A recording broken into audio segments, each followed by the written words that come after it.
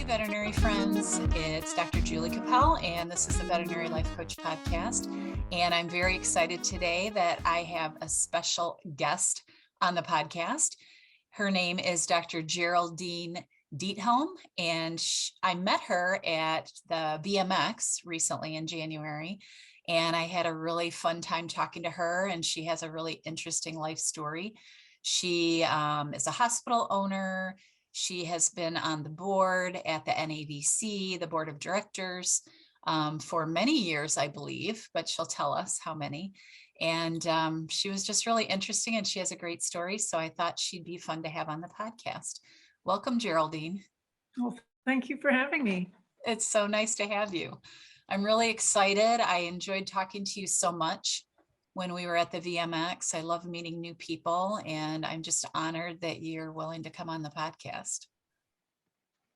Well, I'm excited, so ask away. All right, well, just start from the beginning. Just tell me, about maybe when you were a kid or how you decided to become a veterinarian. I love background stories because I really think it speaks to people out there, because we all have similar but different pre-vet stories. So tell me about that and how you got into veterinary medicine. Well, like all of us, we have a proclivity towards animals. I was never shy with animals. Humans might have been a different story, but I wouldn't care what it was. I would run up to the biggest dog, and my parents would be holding their breath as well as the owners, and we would get along just fine, but I didn't really know that I wanted to be a vet until I was about 16 or 17. I spent summers on a farm up in the mountains. My parents are Swiss, so on summer holidays, we would always be in Switzerland. And oh, nice. They knew that I loved being outdoors and I wanted to do something with animals. That's kind of as much as we narrowed things down. And so I worked on a farm in the mountains in Switzerland for 2 years for the summer holidays and just loved it. And of course, the farmers were kind of surprised that to them, a city person would want to just dive right in. For me, farm. the muckier, the smellier, the better. Nice. I don't know, farm smells are just so earthy and I thought I was weird. I love horse barns. Like, horse barns to me smell so good. Yeah. And to me, horse barns smell good, but cow barns smell like home. Really? Yeah, because it was a mountain farm, and they had the milking cows grazing the sides of the hills. And oh gosh, in the morning they would milk the cows at 5 o'clock in the morning, and then get the little tram trolley to come up, collect the milk cans, walk down to the bottom of the mountain that they were on, collect the milk cans, take them to the what we call the molkerij, the milk collection facility, and then drive back and start the rest of the day, Nice. And that just to me was wonderful. But it wasn't something that I could see myself doing for the rest of my life, for whatever reason. And so I worked in a zoo for a summer, and that quite didn't, tame the itch, so to speak. And then we realized that my grandparents had a veterinarian in the house right behind ours, behind my grandparents in Switzerland. And we asked if I could spend the summer there. Nice. And he was a large animal vet, saw small animals, but was a large animal vet. And my first day on the job, my first visit was to the pre-Alps, up to a little hut on a mountain again, sitting in a very same little milk milk trolley or whatever you want to call it, going up the mountain, seeing marmots and edelweiss, and of course calves, and listening to the cowbells and going, yeah, I think I could do this. And it just started. This looks like a pretty sweet life, huh? Yeah, well, of course, that was just the In the gentle summer. introduction in the summer. But the following 6 weeks did not make that seem less appealing to me. Nice. And I just spent every moment I could with the veterinarian, going on calls, and I just loved it and figured, you know what, this is definitely what I want to be. And you were 16 when this was going on? I was probably more like 17 going on 18 at that point. So getting ready to go to college. Exactly. And so, yeah, the next year I signed up for it. And in that year, they actually sent out a letter to all the applicants for veterinary school and said, you know what, we have too many vets in Switzerland right now. If it's not something you really, really want to do, don't do it. There's not going to be a job for you when you come out of vet school. Yeah. And I still signed up for it, but apparently they were so successful with that letter that they ended up having too few students for veterinary medicine that year. That's and really so strange. The following year, they did not send out this letter, and everybody that had waited and probably put it off to make sure that this is what they really wanted or tried something else. After the following year, they had the biggest class they ever had. Really? Now this was in Switzerland still, right? Is that where you went to veterinary school? That's where I went to veterinary school, yeah. And how was that? I mean, maybe you don't know, but how is that different than the US veterinary schools? Like in Europe, your high school goes longer than your high school here. And so it's almost like taking your first year in college. Okay. With your higher physics, your biochemistry and all that. And then the first year in vet school is actually together with the other medicines like dentistry and human medicine in general. You have anatomy, you have biochemistry, more physics, which I thought I was done with and was horrified that I wasn't. Yeah, I always wonder how that relates to vet med as physics. Right. But it must. Well, it does. It's coming to light now. But for the longest time, I just wondered, why can we not have classes that demonstrate why this would be interesting for me to know, either as a girl or then as a vet? Where would this? Or you have to take the class. They explain to you why you have to take the class. That would be or fun. at least, have examples that you have to figure out that would be practical for me to know. Right. Related. Exactly. True. Yeah. And then after that, there's a big exam after your first year at university. And that basically it's a difficult exam. And if you don't pass that, you don't go on to the next class. Like one exam? One big, it's one big exam and all the different things. I might not have made it through vet school if that's the way it was. It weeded out a lot of people. Yeah, I would think so. Yeah. And again, if you weren't convinced that this is what you wanted to do, then this is when you stopped. Right. But you just persevere and you make it through. And then you have 4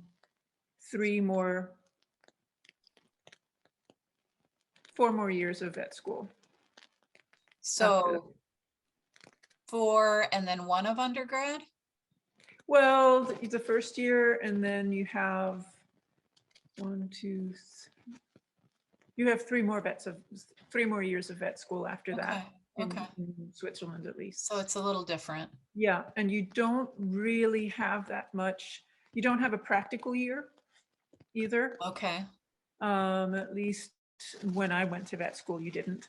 The biggest practical stuff I got to do was when I signed up to take care of animals during the emergency shifts, and that was voluntary. The students could sign up for that. And that's really when the vets actually had time to explain things to you, you know, on a case, or let you do things, monitor a patient, explain anesthesia and all that stuff.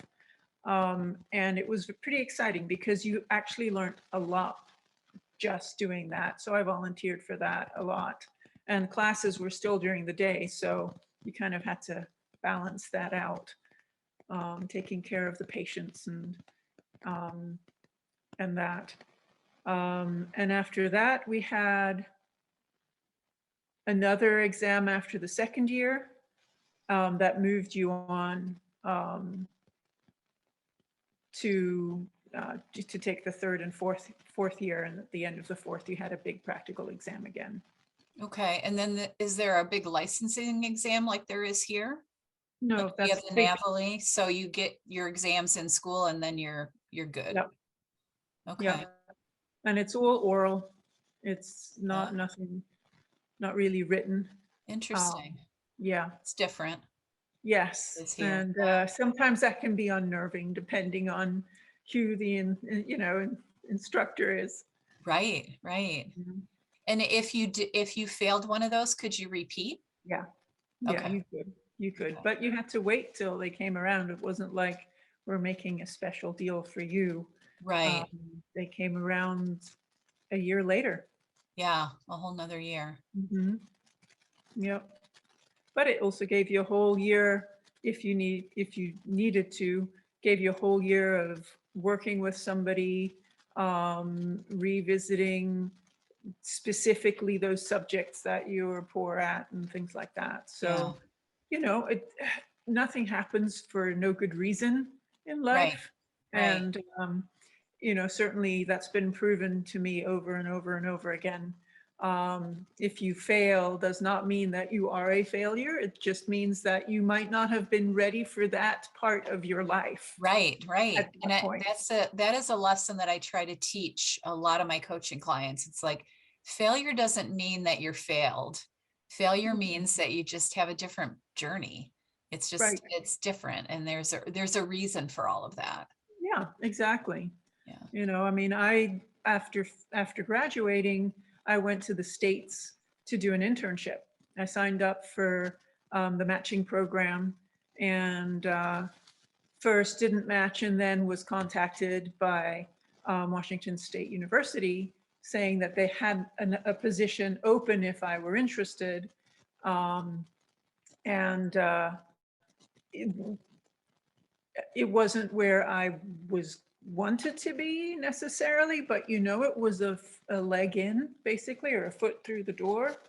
And it was an opportunity, and it was perfect for me.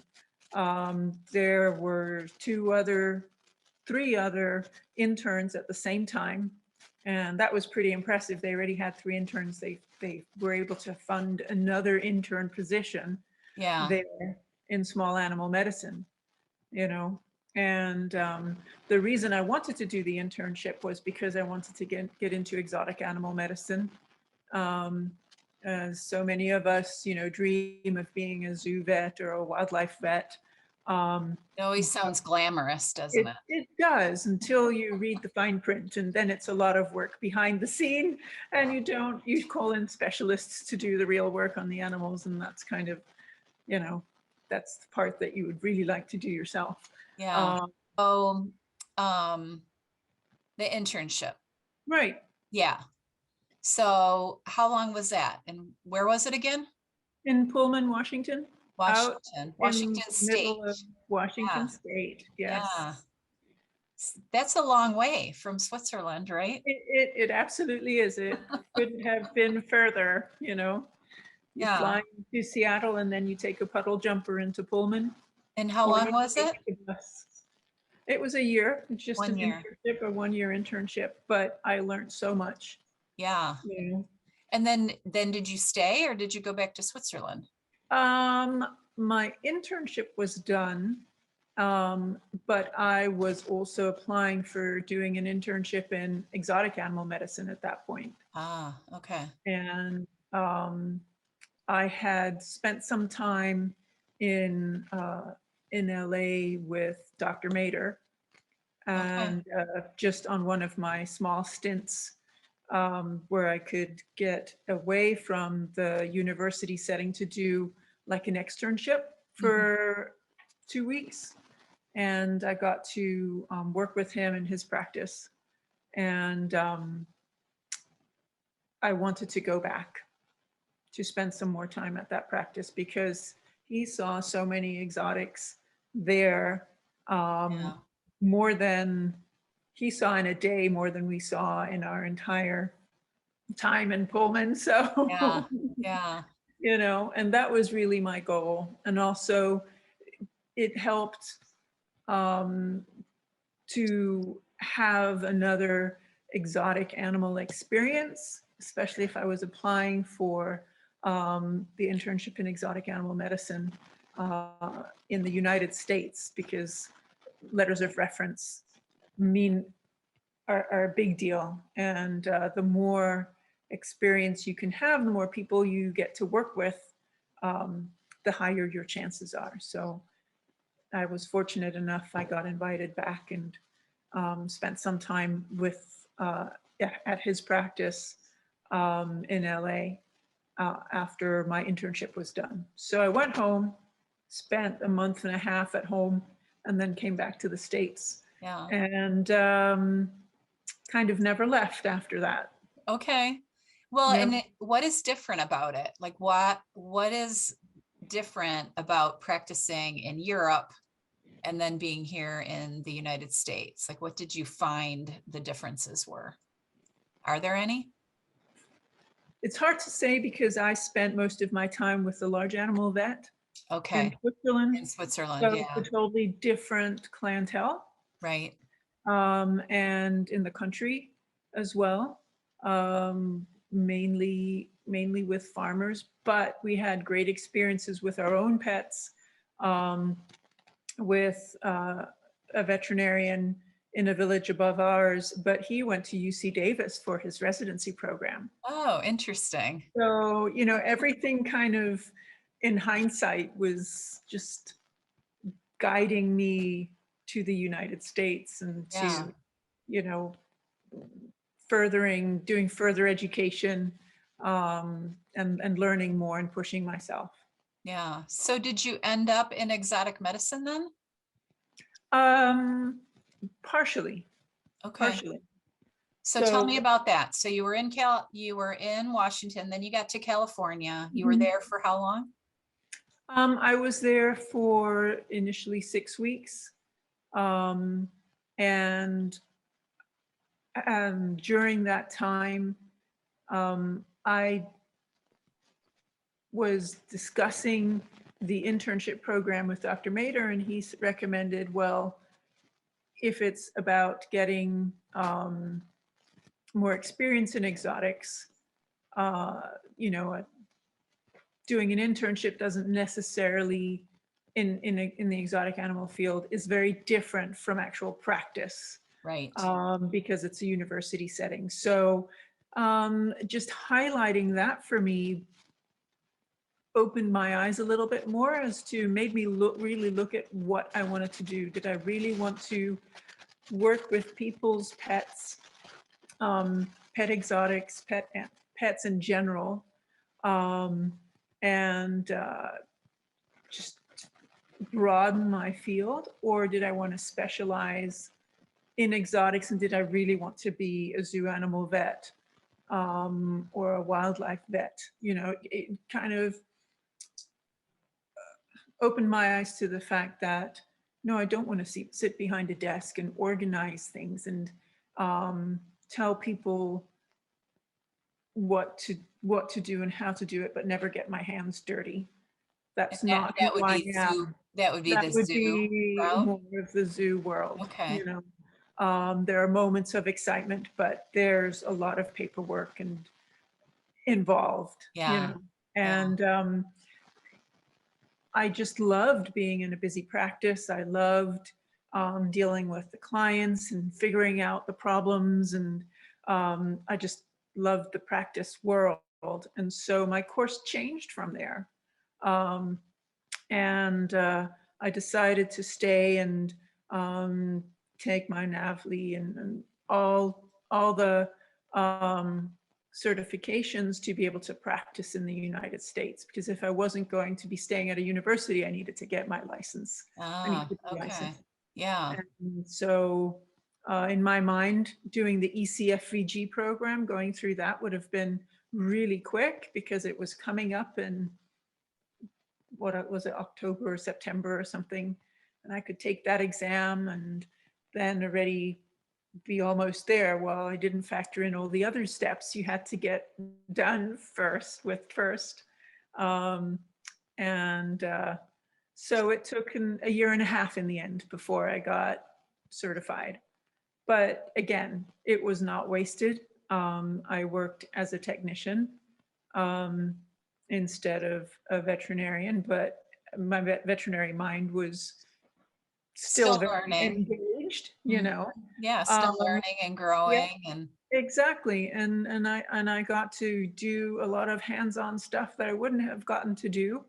Um, and I actually wrote my thesis in that time period, because in Europe, you don't get your doctor in front of your name until you have written the thesis.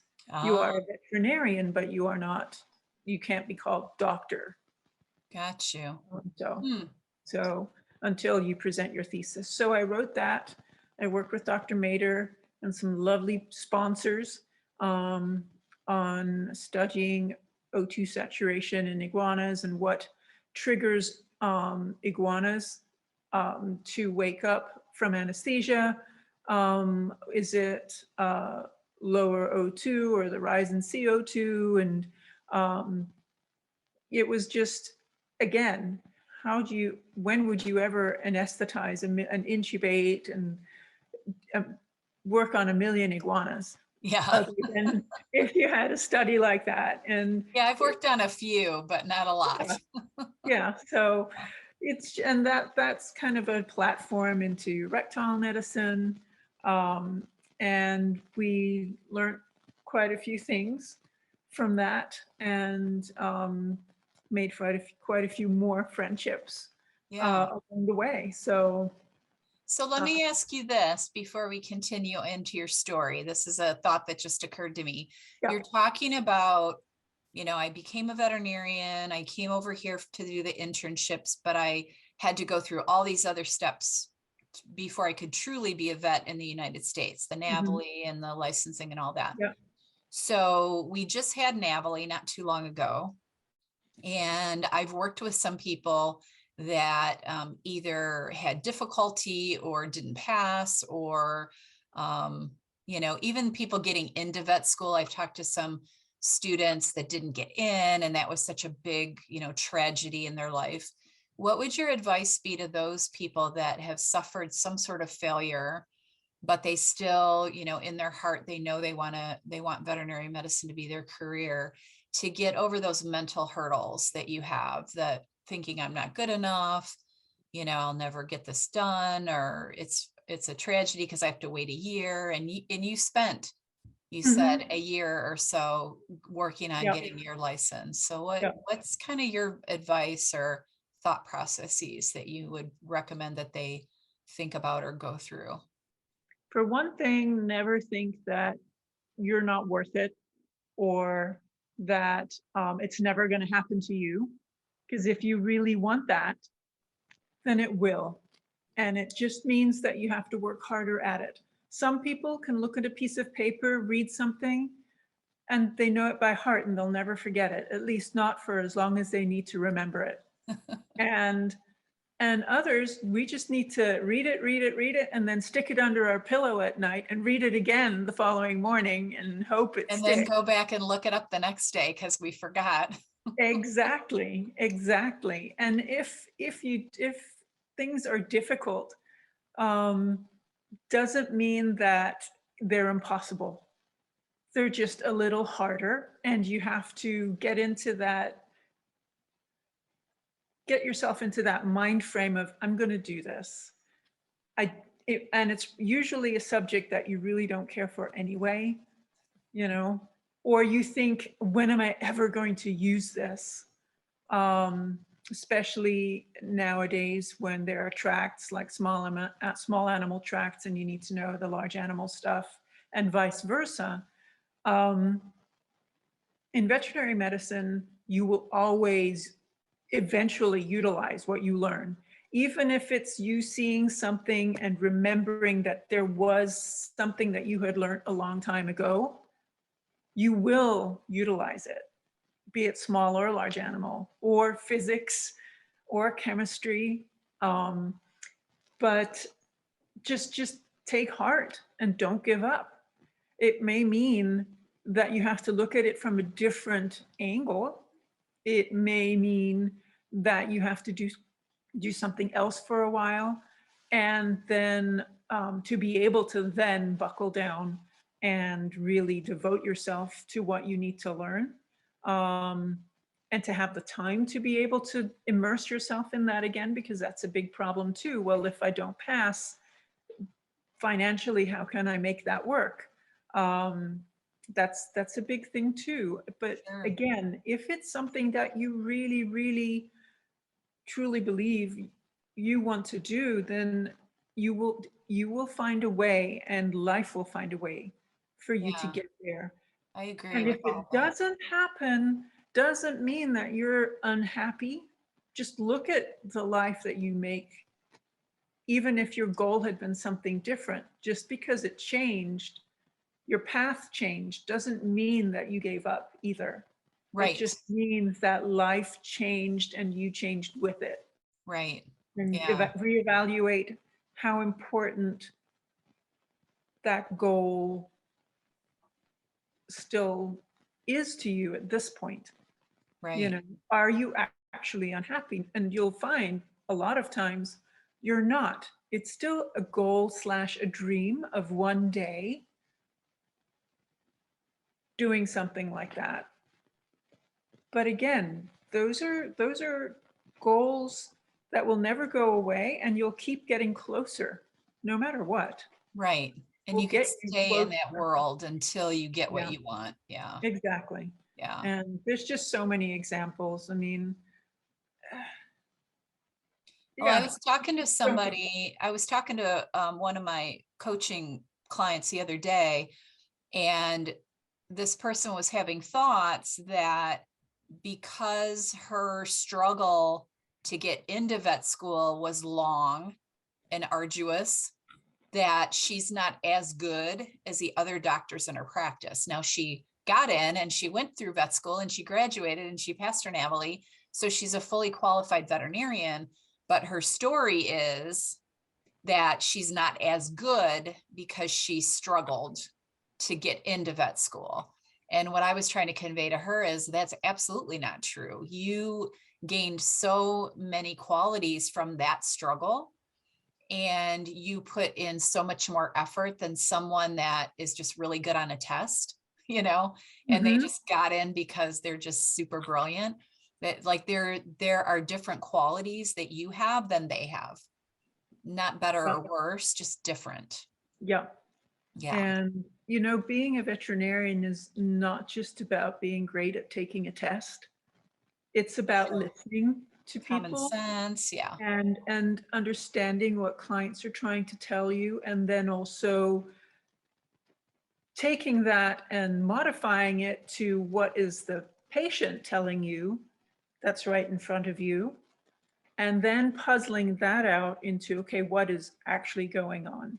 Right. Because what the client sees may not be what the pet is actually going through, may not be what the real problem is, but we need to see that. And I think having more life experience and more experience dealing with ups and downs and your own emotions helps you understand other people's emotions as well, Yes. much more. So it shapes people. If everything's easy, then sometimes it can. We've had we've had doctors come through that were so smart and just flew through their exams and had no problems with the theoretical part, but the practical part was so hard because they knew what was best, but the client didn't either understand what they wanted to do or didn't have the finances to be able to do it. And the doctor couldn't understand why that They had to bring would it not be down a notch, possible. right? Right. And Yeah. I think the more experiences you have in life, the more understanding you have of not just, medicine, which is what we're learning, but of understanding people. And that's a lot of what we do as vets is understanding people. And don't think Yeah. that you're less. It might have taken you longer to get there, but in the end, you have that knowledge. Right.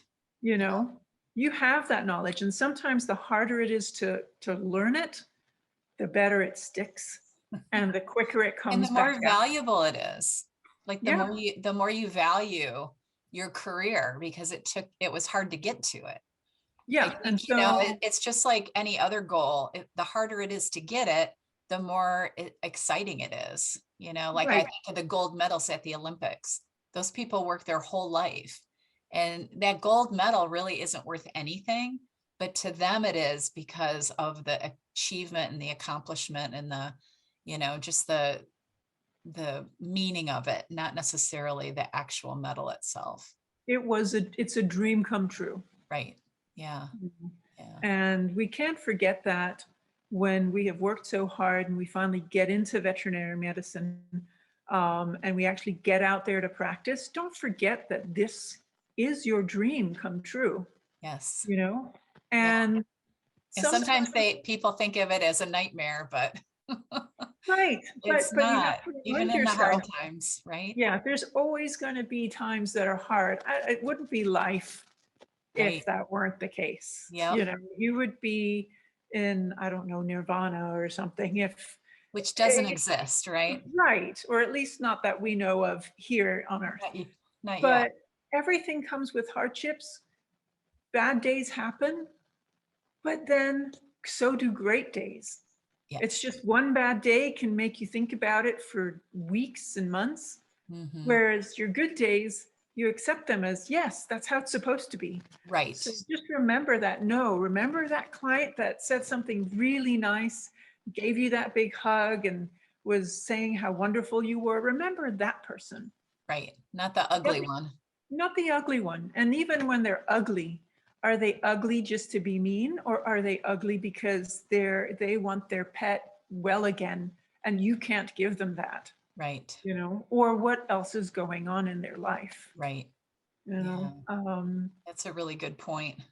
So just remember, try to hold on to the good things. Know that there's bad days.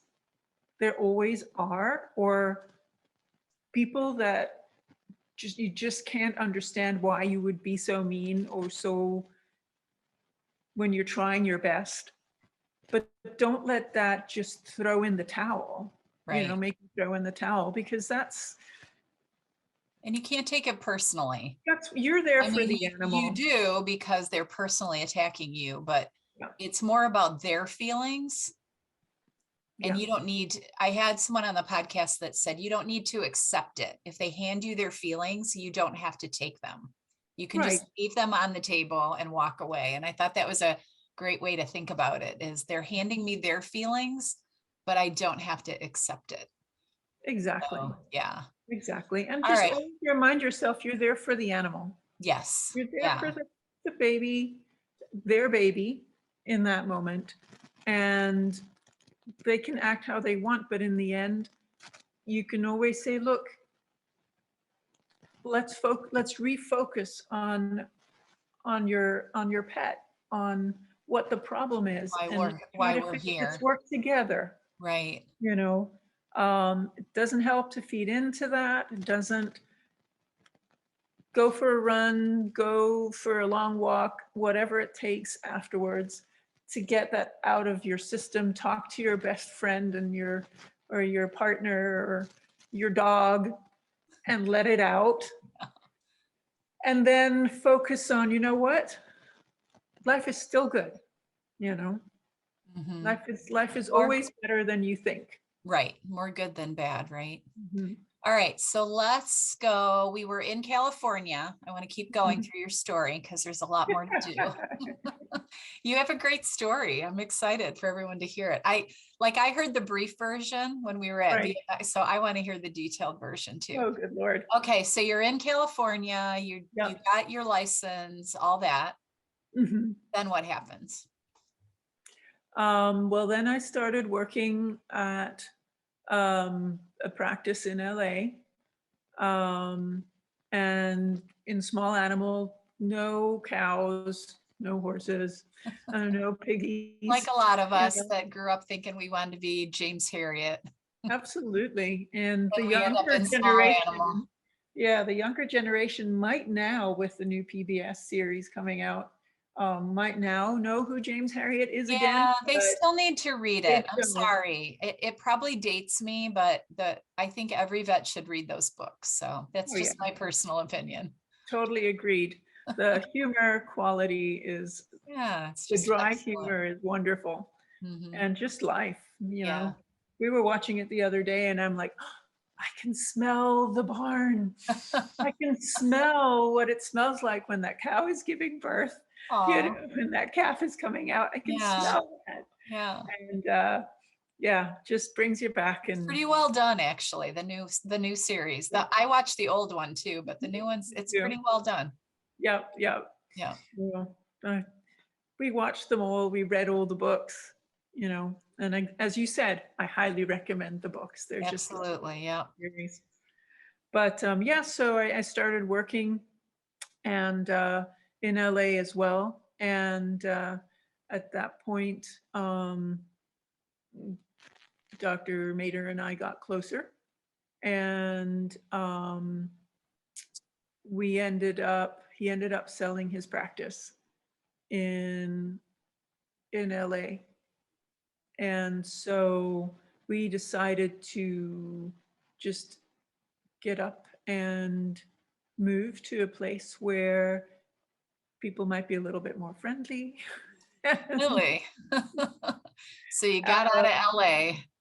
And so, no, actually, more like so we could enjoy nature more and enjoy the water.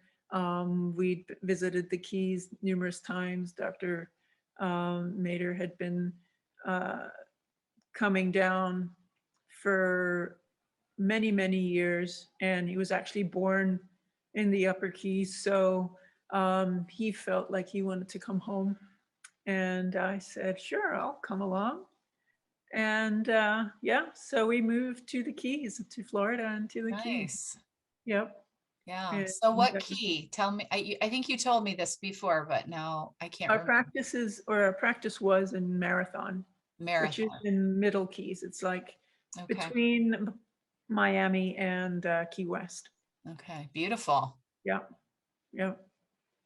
And yeah, we did go snorkeling and diving and enjoyed the waters for um, the first year.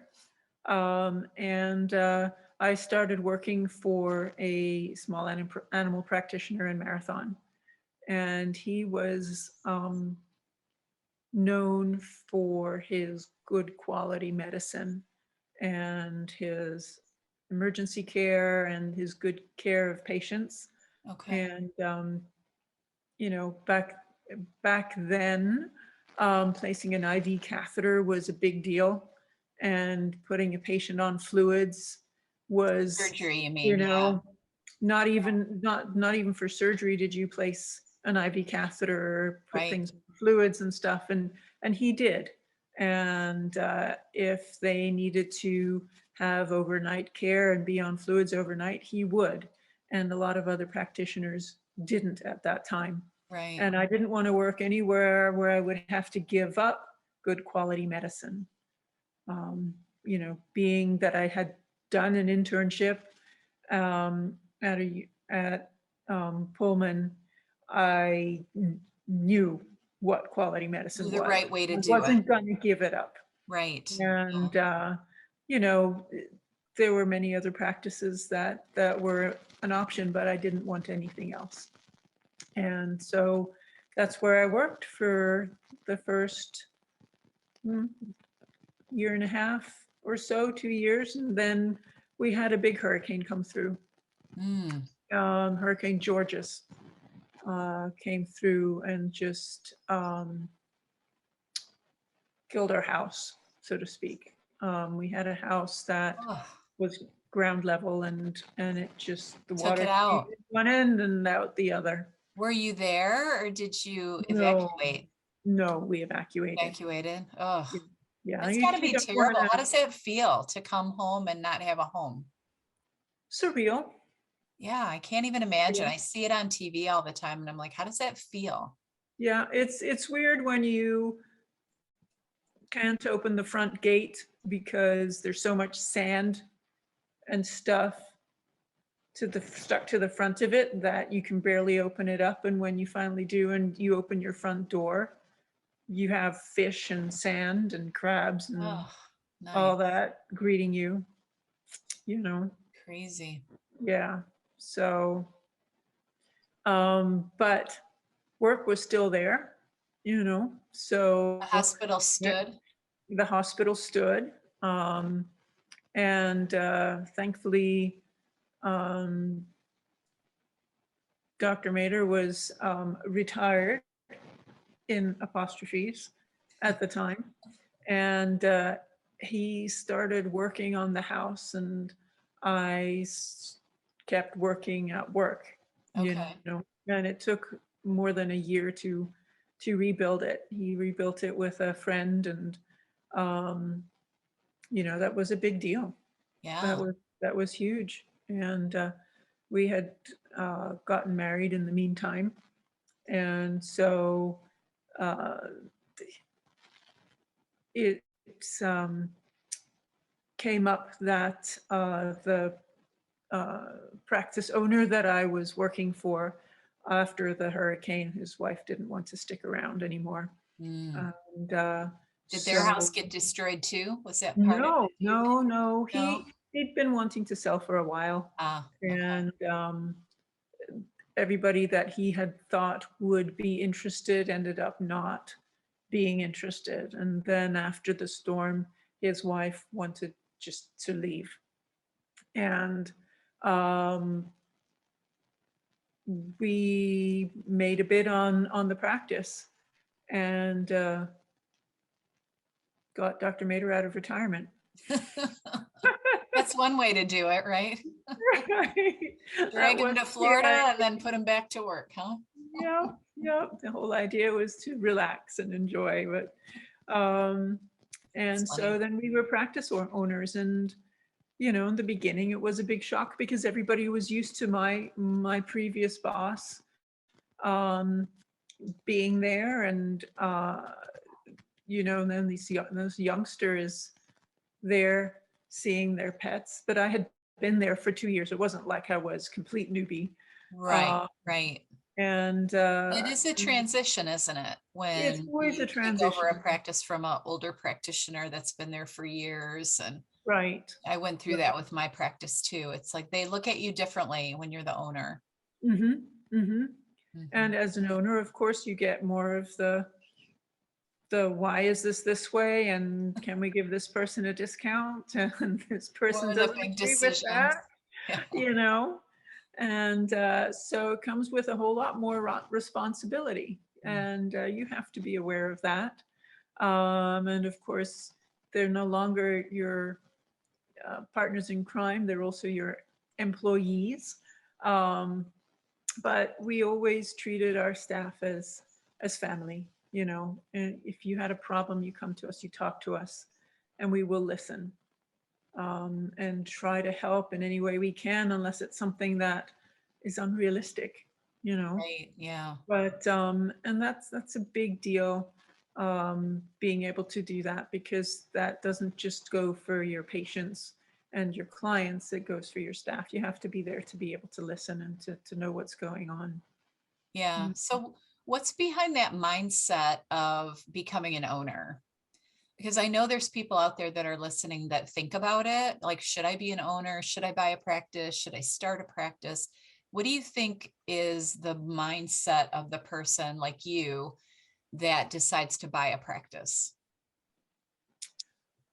Well, if you want to practice your kind of medicine, um, and you have a vision and you want to offer quality, you know that you can bring something to your area that you think is special or needed. um, that was kind of our thing, we I want to work. It was about the medicine, is It you was wanted to about the work the way medicine. you wanted to work. Right, Yeah. right. And being on our goal was always to offer the best quality medicine we could offer, and if we couldn't offer it, to send you somewhere where you could get it. Um, and we wanted also to be part of a team of veterinarians, so that we could all work together and not work against each other.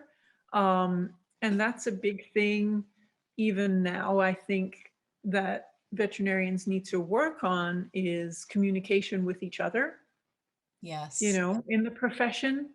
Mhm. And don't look at each other as rivals as much as how can we complement each other, because Yes. there are some things that you do that the other person does not offer, or the other practitioner does a whole lot better than you could ever do. Mhm. And so don't think that you can't refer, and have a discussion with your partners in the area. Okay, what are your what do you think your strong suits are? Where can we help each other out, so we don't overwork ourselves trying to beat each other, rather than working together Yeah. and finding a way that we can make each other's lives easier. Yeah, and that's a big You know? thing I've noticed, where I have my practice or had my practice. There was a group of veterinarians in the area that were all practice owners that would actually get together once Mhm. a month and have meetings and talk and share ideas. And what I discovered over the years is it's very unique. Yes. And people were like, how does that work? You've got somebody that's a couple miles down the road, and how do you not compete? And I said, well, we just had an agreement that we would come together and we wouldn't steal each other's employees. But if someone honestly wanted to go to work for another vet and they left and went and applied, that I would be okay with it or whatever. And it was a very unique thing. And I keep encouraging veterinarians to try Mhm. to reproduce something like that in their area. Because I Yep. think that if you can team up, especially if there's lots of small practices in like a urban area like I'm in, it really, I learned so much from all these other practice owners, and they learned from me, and we problem solved together. And there was a lot of camaraderie, and it just makes the profession much more rich if you immerse yourself in other veterinarians. Yes. Yeah. Yes. And get to know them and their unique talents, and get help from them and call them for advice. And that's Uh, a really, I think, something that we're really missing and that we need to kind of try to build. yeah. And it also makes you feel less alone, Yes. because if anybody's going to understand you, it's your fellow veterinarians. And sometimes not necessarily the ones you work with, Right. but somebody a little bit removed, Yeah. that has more of an objective view of things, rather than somebody that is just as deeply involved in that case, or knows that client from whatever. Somebody that's just one step removed but still in the field can be so helpful in being more objective and just looking at it from a different side. I mean, Yeah. obviously go to your coworkers first, but if you feel like you're getting zero support there, or just not necessarily not zero support, but not a different way of looking at things, it's okay to reach out. Just like, you're helping people um, in the profession find other ways of looking at things or doing things.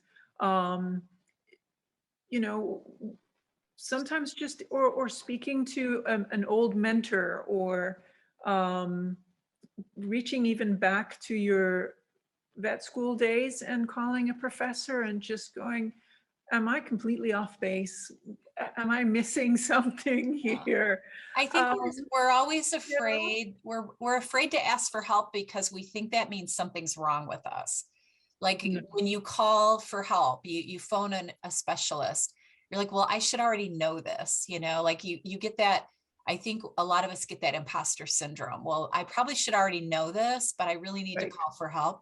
And I think that's what we need to get over, because if you realize that person that you're calling would call you back for a different problem because you have a Yeah. different skill, I think that's when the magic happens. Like I'm Mhm. an exotic vet, but there's things that I'm not good at. I don't know how to do. And I'll just call another exotic vet in my area and say, okay, I've got this case. It's not going well. I'm not quite sure what to do. Are you okay if I send it to you to try? Or, Mhm. can you help me? And I think if you can get over yourself and just be okay with reaching out, even if you feel a little silly or dumb, it really, it builds the practice and it makes it more fun. It does, because then you get to discussing cool cases. Or you might think that you're up against the wall and it's just a very complicated case. Yeah, or I've You know? called specialists and they'll be like, oh, I don't know what to do with that. Right. And you're So, like, okay, so I'm not as dumb as I thought I was, because right, I but don't know either. you've been looking down the drain going, oh my God, this is going nowhere. And that's Yeah, because some cases just don't. it's just the way it goes, you right? know Yeah, or the species is one that just does things the opposite way of everybody else. yeah, There is such a thing. um but that's what makes veterinary medicine so interesting too. yeah. you know and yeah, the big thing is always know that you can reach out. Doesn't mean you have to call about every little thing. Obviously do your research first, do some soul searching, look at the old books. It doesn't matter how old they are on the shelf. You don't think they could help you. They have some really good information in those books. You Yeah. know, Yeah, some of you the just, ideas they recycle. I've said yeah, that to my younger vets. They'll say, well, you're not supposed to do this or you're not supposed to do that. And I'll say, well, 10 years ago, we were supposed to do it. Then we weren't. Then we were. Now we aren't again. And right, it comes in circles sometimes. And so exactly. things change and sometimes they go back. Like it's kind of like fashion. Well, and we're all different. So one thing might work for you, but it absolutely does not work when I try it. Right. But this other method that absolutely does nothing for you works for me perfectly. And Right. so there's often more than one way of doing it, or Mm, for that patient, that might be the right way. right. Yeah. So yeah, just always keep an open mind. Don't blow off the old guys. We have some great experiences. Don't blow off your technicians because they've seen it all and Yes, the gone through techs are everything. smart. That is So good advice. Listen to your techs. if they hint around that you might want to try this, it's probably a good idea to try it. Um, and just keep an open mind and be receptive. Yeah. And don't beat yourself down. Yeah. Absolutely do not beat yourself down. So tell me, so now you're the owner of the practice with a partner. Mhm. And how big is the practice? It was basically a 1.5 doctor Okay. practice. And then 2 doctor you built practice. it up, I'm assuming. Oh, yeah. We added an overnight care emergency service. Ooh, emergency. That's a lot. Um, well, we always did emergencies, but we now reached out to everybody, all the other veterinarians in the area, to let them know that we were here, that if they needed a night off, because there's a lot of single practitioners in our area, and there's only so much you can do after a crazy day, just Right. to be on call at night. And some nights you don't even know what's up from down anymore by the time morning comes around. So Right.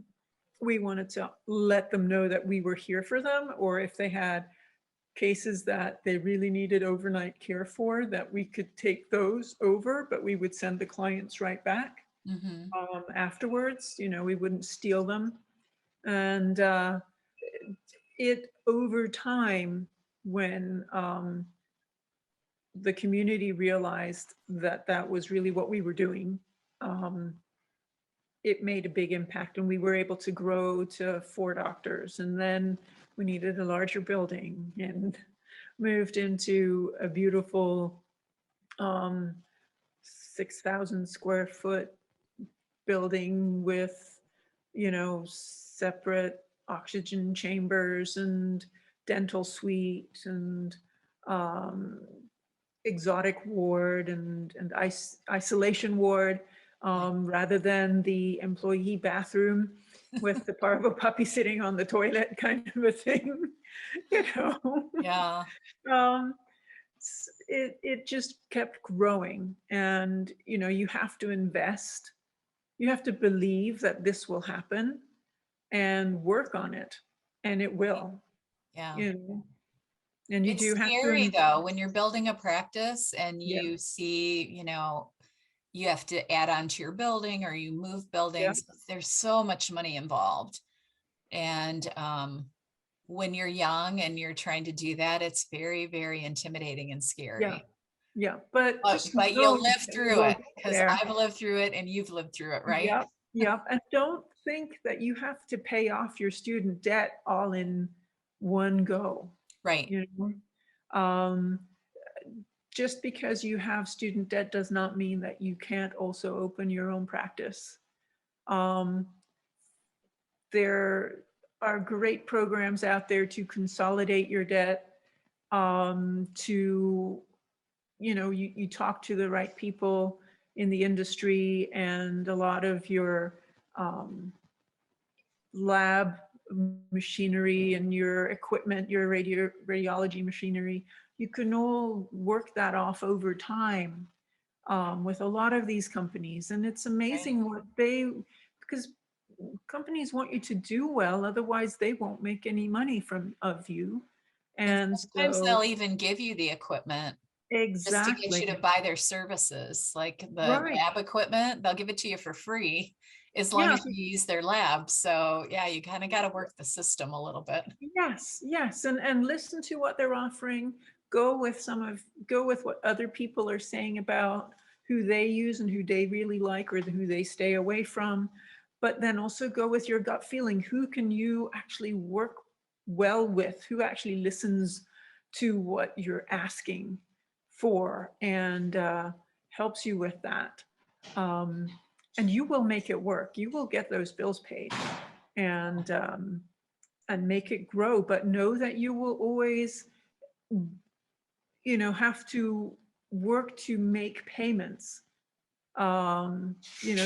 Just because a life where you're not working to pay things off, especially right out of vet school, or 5 years or 10 years out of vet school, you know, doesn't exist. Right. I'm sorry, but it doesn't. And we lost our house during Hurricane Georges, and we still managed to um, to make payments on our new practice, to do a balloon payment, get funding from the banks, get a mortgage on the house and Yeah. stuff like that. Rebuild the house, all of that. Rebuild the house. And when the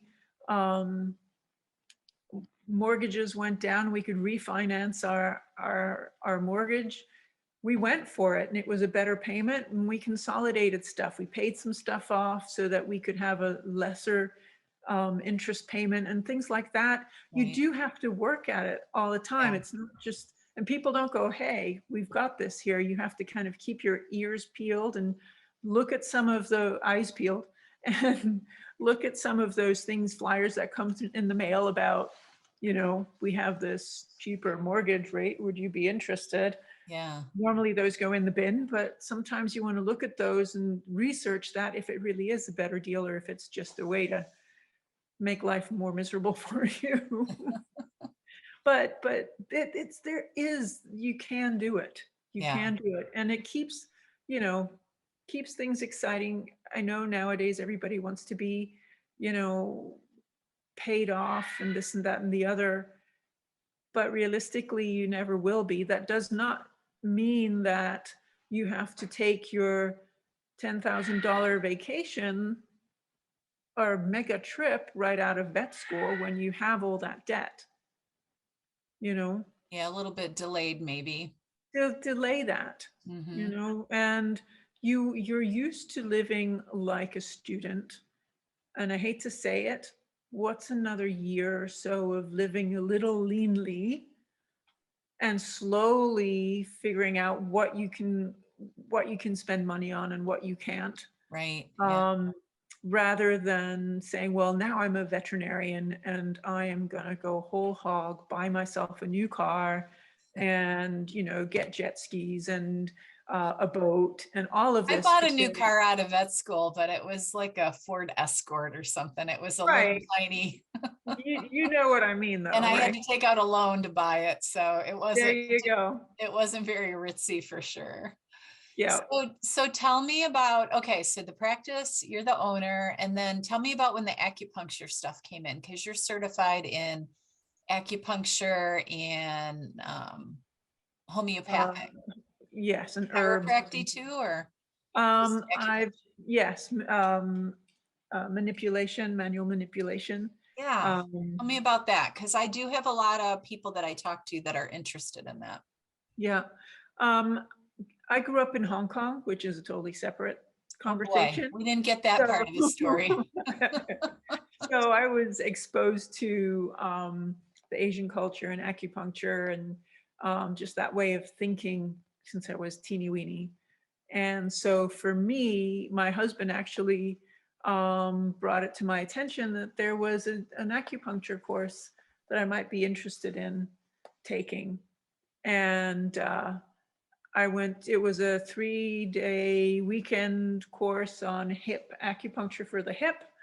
And I attended and, we learned 5 points or something on that day and how to use them. And I thought that was very interesting, but it was just not enough. I wasn't going to be sticking needles into something after a 3-day course. So, but that's me. Other people are all over that, but I'm just one of the, I need a little deeper knowledge. A little more training. More training. And we looked into it, and there's actually in Florida, there's an amazing school called Chi University. Yeah, one of my veterinarians, well, one of my good friends that worked with me, she went through it. She really, it's cool. Yeah. And they do an amazing job. I started when they were still teaching out of the one of the rooms in a hotel with 20 other students, and now it's a big deal, huh? Huge, big deal. And they've built their own premise and they have their own stables and libraries and teaching halls and separate herbal facility, and it's just grown amazingly. So you did that's this. How I took that course. You did this long before it was popular. Like, were you one of the first ones? Probably not quite one of Your the first area? ones. Yeah. Like in 2000, 2002, something like that. Okay. Yeah. Hmm. And I just loved it. For Yeah. me, it was like coming home because it's a way of thinking that I understand. It's much more visual and poetic, if you want to call it that. It's just, yeah. Uh, And it works. and it works, and I've it seen definitely I've works. seen a lot of pets go through it, and it Mhm. really does remarkable things. And the amazing thing to me is that I know it works. I use it almost every day. Yeah. But when a client comes back to me and says, "Oh my God, it really, I could see right away." And I'm like, I'm surprised every time. And I'm like, Why are you surprised? Because You know it you're doing works. it, you know it works, Because but it I'm kind of always seems a so little bit excited. like magic, you know? It Mhm, seems a little bit, I don't know, kind of out there, kind of like laser therapy and that kind of thing. You don't really see what it's doing. mhm, And so it's harder to believe that it's working. right. But yeah, I've seen dogs really change. And Yep. people too. I mean, some of Oh, my techs used to walk around with needles in their head when my doctor was there because they'd be like, "Can you put a couple needles in me?" And she would say, "Well, don't tell anyone I did this." But yeah, right? Yep. No, I mean, there's so many exciting modalities out there.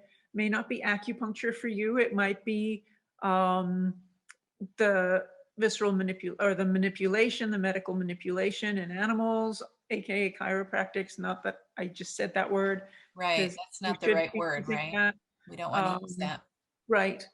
But and again, what works for one person may not work for the other, or may not speak to you the same way. Right. Um, and that's okay. Yeah. There's nothing wrong with that. Yeah.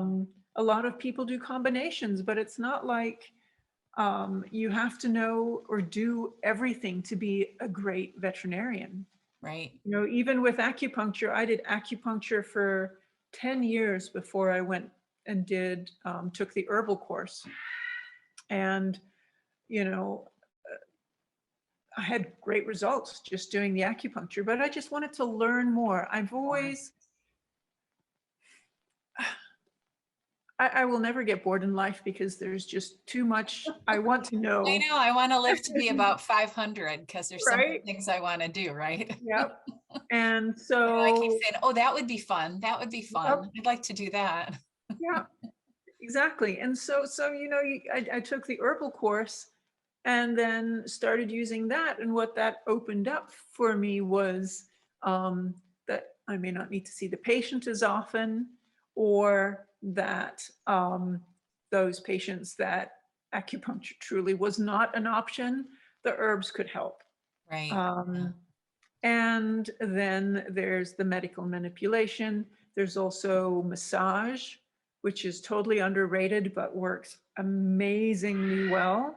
Yeah, I haven't seen Um, that done much, so I'm gonna have to yeah, check into that. yeah.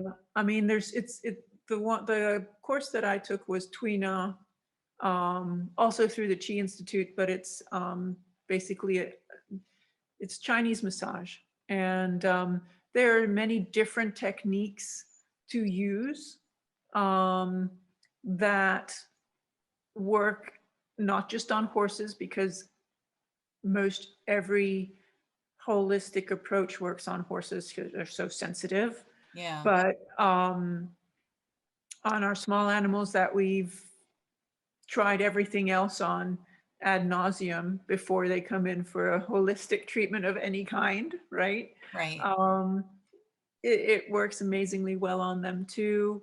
Massage can also be a precursor to being able to touch that pet for an exam. You don't learn anything without benefiting from it in the end, whether you know it or not, Right. you Whether know? it's obvious. Yes. Yeah. And so be curious, you know, Yeah. be be interested in other things. And some people also go, well, I just want to do acupuncture for the rest of my life.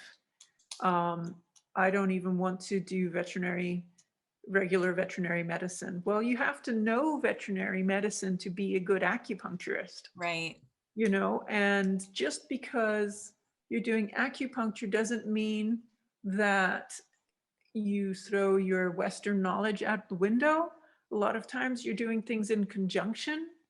It might Right. mean that you can use less Western medicine, less drugs, or prolong the life of a patient that is already on medication, but doing just okay, to Right. doing really well for a much longer period of time. Yeah. Um, and if you have knowledge of both sides, that is nothing but good for you. It's more power. Yep. Are And you those don't cat have to ears learn. peeking up at the bottom of the? Those are, I there's see that's, white cat ears. yeah. Oh, yep. He just heard we were talking about him, so he's He's looking for an out. ducking. Yeah. That's funny. All right. So Yep. tell me, there's more to the story. I got to keep prompting you. That's right. That's right. So the practice had another hurricane, I heard. Yeah, of Yeah. course, 20 years later. Oh gosh. So now what happened? So we had another 20 hurricane. years, you say? Yep. Was this 20 years after you bought it that there was another hurricane? After the first hurricane. Okay. All right. Yeah, pretty Tell me much. that story. We got hit by Irma down here. Devastated basically our whole community, especially where we live on Big Pine and everything along the ocean side from Cudjoe up to Marathon and Isla Morada. There were tornadoes and other Everything. things, everything. And we had evacuated to Orlando. And if you hear that screaming, that's Simon, our bird. I know my dogs are restless too. So Yeah. I have a whining dog here now. It's bathroom time. So it wiped out the practice. It actually did not wipe out the practice. That's the one thing it didn't wipe out. Oh, okay. Just everything else, the house. Everything around it. And so we actually ended up moving into our hospital and living in our hospital because our house was destroyed. Wow. So you had to live there. Yep. Together with half our staff. Really? Yeah. Wow. That ought to have been like a big camping trip. It kind of was. And of course, internet was the only thing that was up. Phones were down for, I think, 2 or 3 weeks or something. Oh, wow. So, but we were there. We had come back to work on whatever we had to work on. So we were already at the hospital. So we were open. We just went on Facebook and announced we're open and started seeing patients and taking care of everybody, the community again, just putting ourselves out there. And, while we were harvesting anything we could from our house that wasn't there anymore. And 3 years later, we just moved into our new house last year. So it didn't discourage you from living in the Keys. It's still worth it. And we're still in hurricanes. Spot. Yeah. Because daring it to happen again, right? You have that conversation, right? You have that conversation afterwards is like, are we going to stick around? What's going on? Does it even make sense? And then we looked at each other and went, where would you want to be? If you go to the West Coast, you have earthquakes, fires, whatever else. If you go to the center, you have tornadoes and earthquakes from fracking. And if you go to the East Coast, you just have hurricanes. So at least we know these are coming. Right. And we have fair warning, and you learn to put what is most important as far as important documents and stuff all in one area in a box that you can take with you and stick in the car and leave there. And you learn to prepare during hurricane season. You always have something somewhere ready to go that you hopefully can unpack for Christmas and donate or use up or whatever. Yeah. It's a You live a different little lighter. it's a different way of being, Yeah. you know, but it just is. And we just asked ourselves, where would we want to go? And we figured, you know, we don't really want to go anywhere. We don't want to live anywhere else. We can Right. visit anywhere else when Right. we want to. Yeah. But when we come here to the Keys, we feel at home. Right. We feel we love our community. We still love the nature surrounding us, you know, and can't beat our temperatures. Sorry there. I know, while I'm sitting in Michigan and it's like 20 degrees. Right, right. And it's probably what, 80 down there? Not yet. We having a 70 cold maybe? front coming through. Oh and it- yeah, yeah. I've heard about the cold front from my yes, it mom and was dad who are in for Florida. 60 degrees this morning. Goes down to 60. It's really cold. Yeah, pretty much. So, All right. Well, there's more to your story. So we can keep going, or we can wrap up and do this again another day. How do you do it feel? another day. You want to do another one? Okay. Yeah, because I really want to hear about your board work, and there's so much more that we can talk about being a practice owner and all that. So, Oh, yeah. so let's wrap this one up. Is there anything that I didn't ask you that you really wanted to say today to any veterinarians that could be out there listening to you? What could they get life lesson from you that you haven't said? That I haven't said. Well, I can just reiterate that if you have a dream, go for it. I love that. But there might be some hurdles to overcome along the way, but don't look at them as hurdles. Look at them as learning opportunities. Yes, yes. Yeah. Steps to get where you want to go, right? Exactly. Exactly. Because you will get there. And, you know, life has a way of being circuitous and, you know, Well, and this is coming taking from someone who had 2 houses destroyed in hurricanes. Yes. So if this person can be positive, I think that most of us can, right? Yeah. Yeah. No, absolutely. Absolutely. So tell me if people want to contact you, or they have any questions or anything about you or your practice, can they contact you somewhere, or do you have a website or something? Yes, if my dog stops barking for just a few minutes. You can contact me at Dr. Jerry Holistic Vet at gmail.com, which is DRGERRY